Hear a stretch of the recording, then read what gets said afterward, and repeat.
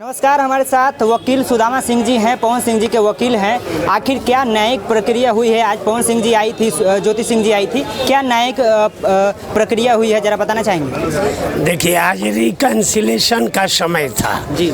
दोनों पक्ष को न्यायाधीश महोदय चेंबर में बैठाकर जी समझाने का प्रयास किए और दोनों पक्ष एक दूसरे के साथ पति पत्नी के रूप में रहने के लिए तैयार नहीं है। अच्छा। दोनों पक्ष। अंत में न्यायाधीश महोदय ने एक मौका दिया है 21/6 को। अच्छा। और कहा है कि दोनों आदमी आपस में बैठकर सेटलमेंट कर लीजिए और तब दोनों आदमी तलाक कर लीजिए। पवन सिंह जी न्यायाधीश के सामने क्या बातें कही है, जरा बताना चाहेंगे? उन्होंने कहा है कि मैं पत्नी को रखने के लिए तैयार नहीं हूँ। अच्छा। और आपके अपोजिट जो ज्योति सिंह जी हैं, वो क्या? उन्होंने भी कहा कि मैं इनके साथ रहने के लिए तैयार नहीं हूँ। तो आखिर कैसे मिलन हो पाएगा, कैसे रह पाएंगे दोनों? मिलन नहीं होगा। अच्छा। अब दोनों के बीच में जुदाव होगा।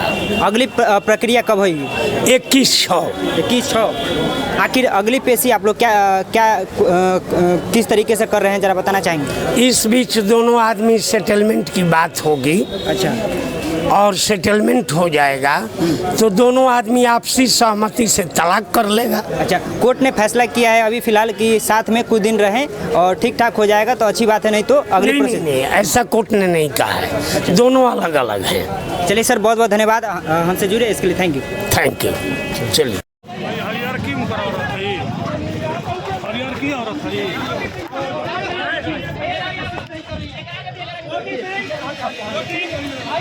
जो भी आती है पवन सिंह के साथ रहना, उनके वकील साहब का कहना है कि पवन सिंह के साथ पुलिस लेकर जा रही हैं आप, और वो चाहती है कि सब कुछ मिटाना होता है, लेकिन ज्योति सिंह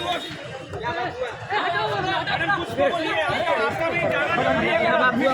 मैडम आपका कोई जाना जरूरी है। मैडम ज्योति सिंह वो आ जा रहा है।